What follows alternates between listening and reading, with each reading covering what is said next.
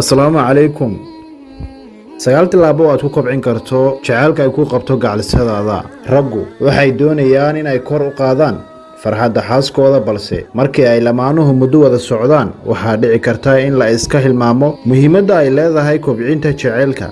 Khaasatan ragga ayaa hilmaama muhiimadda ay leedahay in ay ka shaqeeyaan farxadda. Haddaba sidee ayaad si joogto ah ugu kobcin kartaa jacaylkiina? Muuji inaad xiiseynayso nolol maalmeedkeeda. Haddii aad muddo wada socotaan gacalisadaada, waxaa laga yaabaa inaad iska hilmaamto inaad wax ka weydiiso xaaladeeda maalinlaha ah. Muuji inaad xiiso u qabto inaad wax ka ogaato waxyaabaha ku cusub nolosheeda, waxyaabaha ay qabanayso, waxyaabaha dhibaatada ku haya, iyo qorshaheeda nolosha. Muhiimaddu waa inaad la sheekaysato gacalisadaada sida inaad tihiin dad isku cusub oo xiise isku qaba.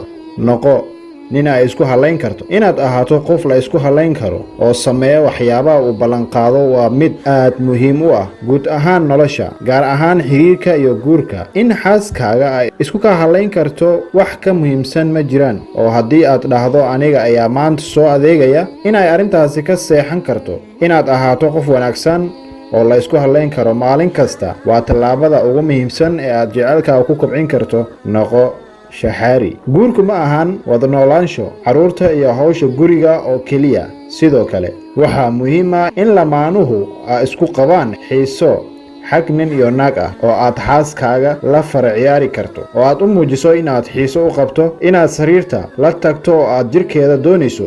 La imow fikrado cusub oo aad ku kobciso dareenka gacalisadaada, una muuji inaad u baahan tahay inaad la far ciyaarto gacalisadaada. Daacad noqo. daacadnimadu waxay xiriir la leedahay isku halaynta. In gacalisadaadu isku ka aamini karto oo ay og tahay inaadan been u sheegayn waa qayb weyn oo ka mid ah jacaylka. Noqo mid furfuran.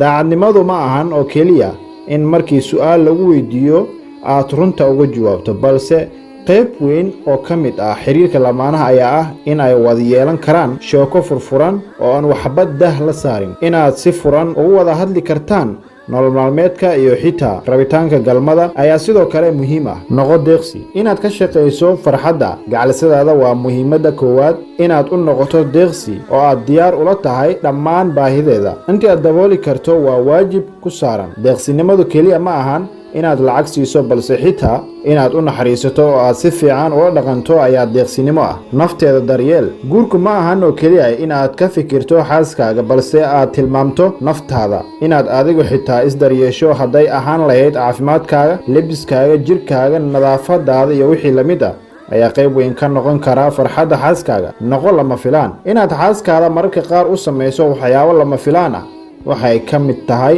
waxyaabaha jacaylka lagu kobciyo, sida inaad safar lama filaan ah u kaxayso, inaad hadiyad u soo iibiso, inaad dareenkeeda kiciso xilli aysan filayn, iyo wixii la mid ah. Muhiimaddu waa inaysan noloshiinu noqon mid ku kooban dhowr arrimood oo lagu caajiso. Noqo mid raaligelin bixiya. Haddii aad lamaane muddo wada socday aad tihiin, waxaa hubaala inaad isdagaashaan ama muran idin dhex maro, laakiin muhiimaddu waa in ninka ragga ah uu diyaar u yahay inuu raaligelin bixiyo marka uu qalad sameeyo. Waxaa hubaala haddii aad ka soo baxdo sagaalkaas qodob inaad gacalisadaada qalbigeed aad degi karto. Waxaad nagala socoteen Rajada iyo Maanta. Haddaad ku cusub tahay channelka Rajada iyo Maanta, subscribe saar, sidoo kale gambalaalka rugmo si aan kuu soo gaarsiino muuqaalada xiga. Sidoo kale saaxiibadaada la wadaag videoga. Haddii aad ka heshayna like saar.